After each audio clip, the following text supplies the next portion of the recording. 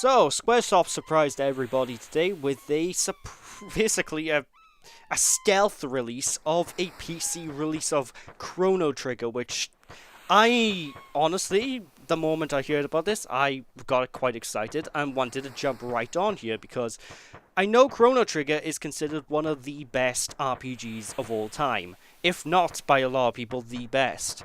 And I've never really had a proper opportunity to pick it up and play it for myself because where I live, getting a copy of this game is next to impossible, so I've never really had a proper chance to really play it.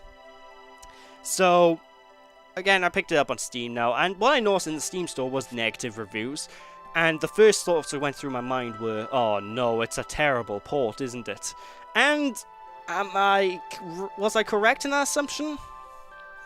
Kinda. I was partially correct. Now, what do I mean by that? Well, to put things bluntly, the game looks awful. To put it absolutely bluntly, out in the open, the game looks absolutely awful from what I can tell, and nothing like it should look like. And that's largely due to the fact that all of the sprites in the game have this really horrible filter over the top of them that makes everything look muddy and blurred together like this sort of amalgamation of mess. And it looks absolutely god-awful.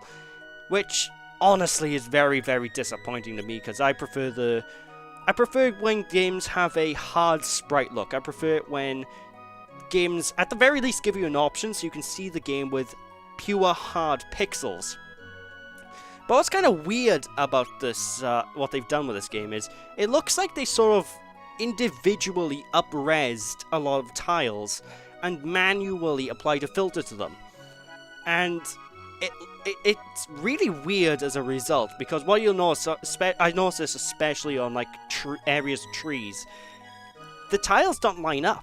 Everything looks wrong, and it's extremely distracting and extremely irritating, to say the least. And as you can probably tell as well from the video footage, the text dialogue, the text boxes, and all the UI and stuff looks surprisingly amateur. It looks like something you'll get out of RPG Maker after about maybe 10-20 minutes of work, and it's really distracting.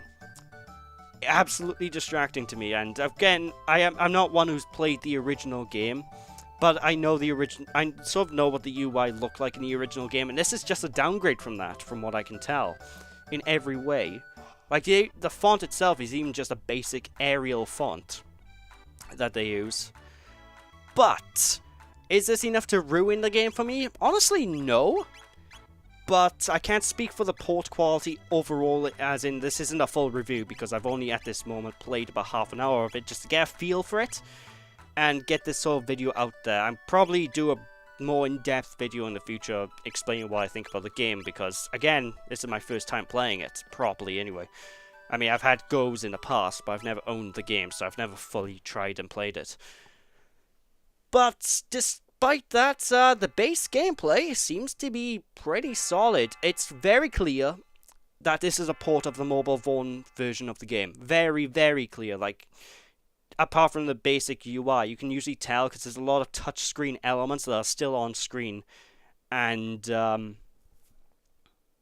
like, even the dialogue boxes that allow you to name your characters, that has, like, don't use emojis because emojis won't work sort of warning on them, which is really jarring to see in a PC release, to be perfectly honest. Like, you're not really...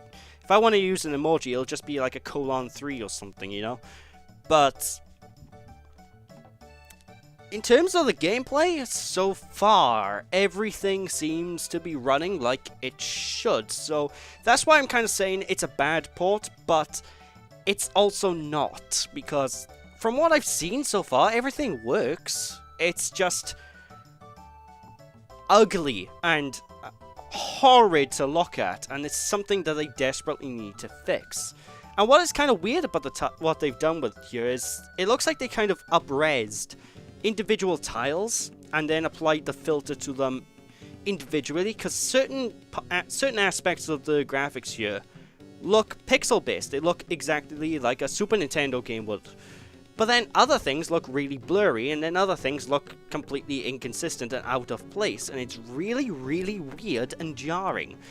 It's one of those instances where I can't call it a lazy port, because, to be honest, I can't speak for the mobile phone version, but if it seems like they've deliberately gone out of their way to make the game look worse. And it's really strange to me. I don't know who on the development team thought this style was a good idea or anything. But, apart from the negatives of the visuals, so far the game itself is running rather smoothly to me. It controls just like I expect.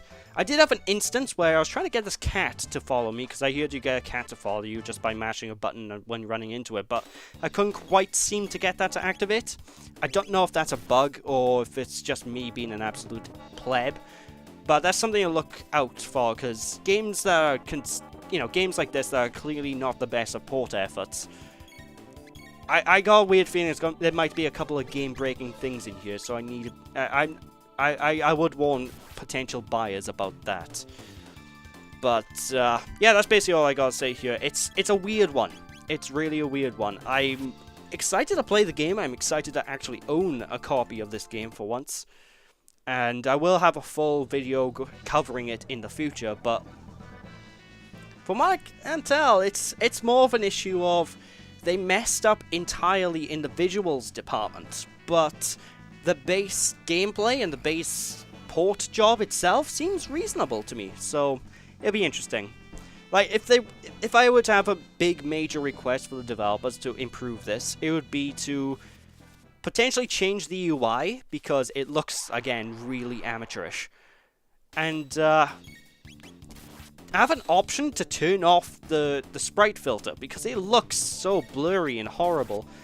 I'm not sure what could be done about the tiles not looking like they belong in the right places, though, because I'm not entirely sure if that's just a fluff-up on whoever managed the graphics in this port, or if that's due to the fact that each of the tiles seem to be individually modified.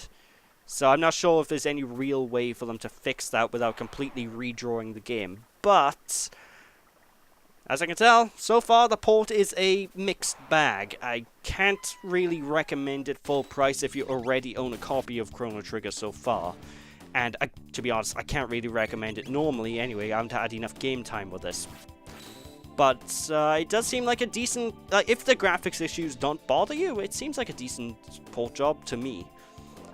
But again, I need more time with this to properly talk about it in depth. It's just a weird one for me. I don't quite understand how it came out in this weird state, you know.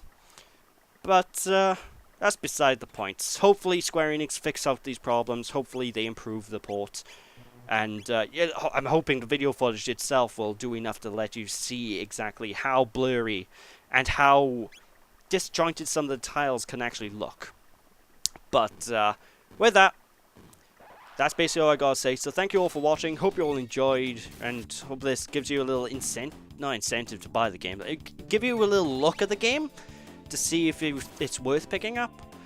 And I shall probably catch you all again. And I'm probably gonna do a full-blown actual video on reviewing the whole of Chrono Trigger at some point, if I either get the time or can be bothered. So yeah. Thanks for watching, I'll see you after. Bye-bye.